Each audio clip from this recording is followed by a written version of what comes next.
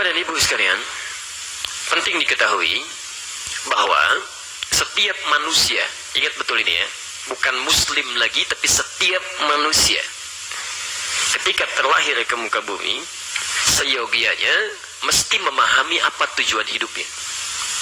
Apalagi orang Islam. Jadi jangan sampai ada orang Islam, ya terlebih teman-teman yang hadir dalam kesempatan saat ini, ya sudah berkumpul di rumah Allah ini, yang ketika terlahir menjalani kehidupan, kita tidak paham sebetulnya kehidupan kita itu untuk apa. Mau kemana hidup ini, kan? Mau diarahkan kemana, apa yang mau kita capai. Nah, karena itulah kemudian ketika kita terlahir dengan serta-merta kelahiran kita, Allah sudah menegaskan arah hidup kita itu mesti ke sini. Di antaranya terdapat di Quran surah ke-51 ayat 56. Insyaallah kita hafal ayatnya. Wa ma khalaqtul jinna wal insa illa liya'budun. Baik. Perhatikan cara menerjemahkannya. Dan tidaklah aku ciptakan jin dan manusia itu kecuali supaya mereka menjadikan, perhatikan cara menerjemahkannya, supaya mereka semua menjadikan seluruh aktivitasnya sebagai ibadah kepadaku. Ya, awas hati-hati ya.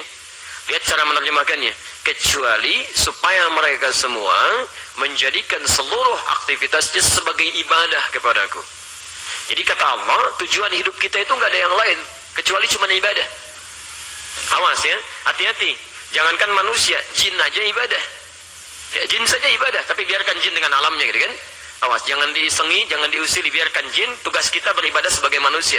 Ya, jin sesuai dengan alamnya masing-masing. Ya. Dan sekarang sedang marak-marak ini orang-orang iseng berhubungan dengan jin, dia. Nah, itu biarkan, tidak usah banyak dipikirkan. Itu sudah ada di Quran, jadi jangan aneh, gitu ya. Tugas kita cuma menghindarinya saja. Quran surah ke-72 ayat ke-6 ya. Quran surah 72 Al-Jinn ayat yang ke-6. Wa annahu kana rijalun minal insi ya'udzuuna birijalin minal jinni fazaduhum rahaqa. Ya, Masya Allah. Sungguh ada sementara kalangan manusia yang berkolaborasi minta bantuan kepada jin dalam mengentaskan persoalannya, namun ternyata jin itu tidak membawa solusi, melainkan hanya kesengsaraan semata. Ingat betul ini ya. Kalau ada orang berinteraksi dengan jin, minta bantuan dalam kehidupannya, awas, kata Quran, perhatikan betul, kata Quran, jin itu tidak akan memberikan solusi, hanya mengundang masalah. Ya. Karena itu, ketika Allah menyampaikan ayat ini, sebelum sampai ke tujuan hidup, ketika Allah menyampaikan ayat ini, itu selalu ketika menyebutkan ins, manusia, dipasangkan dengan jin, dan secara bahasa, maknanya bertentangan. Ya. Jadi secara bahasa pun nggak bisa nyambung. Ya, tidak bisa nyambung. Saya beri contoh. Kalimat jin dengan ins disebutkan dalam Quran setidaknya 18 kali. Dan selalu berpasangan. Ketika disebutkan jin, insnya muncul. Ya. Ya ma'syaral jinni wal ins. Wa ma khalaqtul jinna wal ins. Jinnya dijamakan menjadi jinnah. Ya. Insnya dijamakan menjadi nas. Disebutkan 241 kali dalam Al-Quran. Minal jinnati wan nas. Ketika jinnah, nasnya muncul.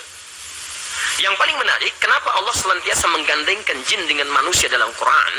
Salah satunya ingin menjelaskan bahwa alamnya beda, sifatnya beda. Jadi nggak bisa Anda mengundang dari alam berbeda, memberikan solusi pada masalah Anda. Itu jadi masalah nantinya. Saya beri contoh, jin secara bahasa itu artinya sesuatu yang tersembunyi, nggak nampak. Ya. Di fitrahnya memang tersembunyi. Baik. Jadi ketika dilahirkan sampai dengan beraktivitas, dia sembunyi, tidak nampak. Ya. Jadi kalau dia misalnya melakukan penampakan, itu artinya sedang keluar dari fitrahnya. Itu pasti jin bermasalah itu. Hati-hati ya.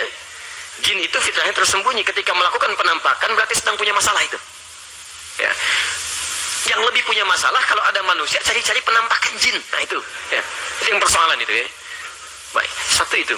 Yang kedua, jin disebut dengan jin itu mengandung arti sesuatu yang tidak harmoni, tidak lembut, kasar dia, bawaannya kasar.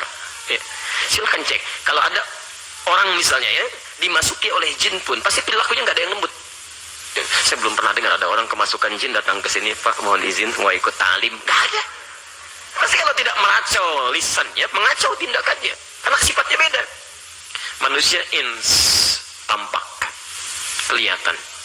Jin tersembunyi, manusia tampak. Ingat, ketika dilahirkan oleh ibundanya tampak bagaimana parasnya, keadaannya, dirinya, tangisannya. Belum pernah ditemukan ada seorang ibu melahirkan anak, anaknya nggak ada tapi nangis. Ya, gitu kan? Pasti nampak gitu. Ya. Jadi kalau ada manusia yang kemudian mencoba untuk sembunyi-sembunyi pada yang tidak wajar, sulit tampak, itu pasti sedang keluar dari persoalan hidup fitrahnya. Keluar dari fitrahnya. Ya. Masuk ke rumah, sembunyi-sembunyi, ada pintu depan lewat jendela, gitu kan?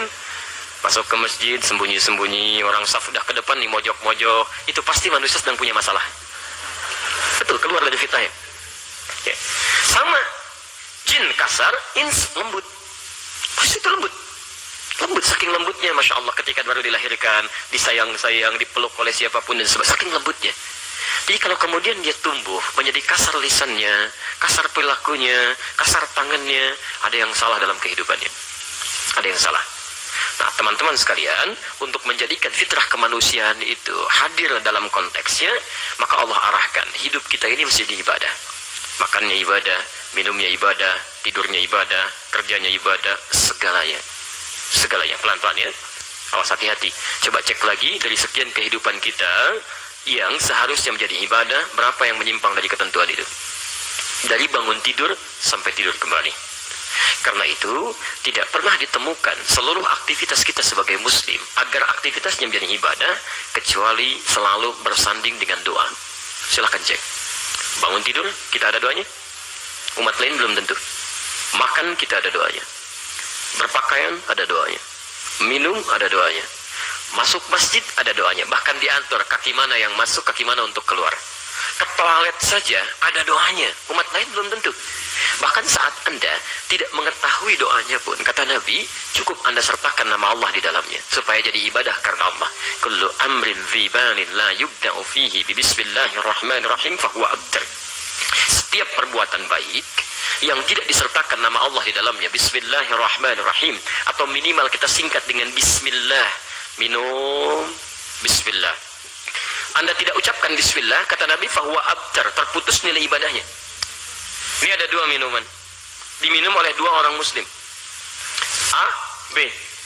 Yang A ketika minum mengucapkan bismillah, yang ini tidak. Fungsi minuman itu menghilangkan haus. Jadi saat minum keduanya akan hilang hausnya.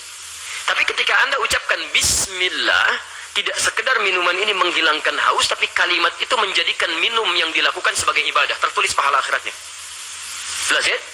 Jadi yang ini rugi karena nggak punya bekal ke akhirat, ini yang nggak akan ikut.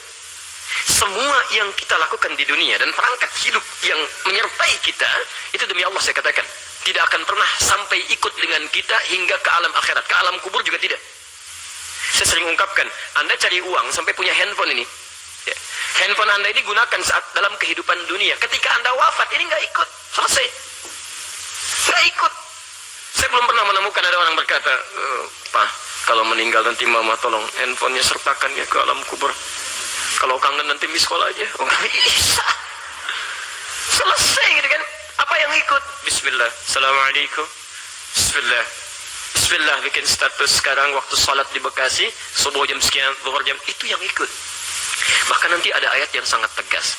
Kalau Anda tidak menyertakan kalimat ibadah, itu sama saja, tidak ada bedanya dengan orang yang belum punya iman. Ya, jadi kalau Anda cuma minum begini, tidak mengucapkan bismillah, orang kafir pun bisa melakukan itu. Kalau Anda cuma mau makan gak baca bismillah, jangankan Anda, non-muslim pun bisa melakukan itu. Jadi apa bedanya Anda dengan mereka? Mesti ada beda gitu kan.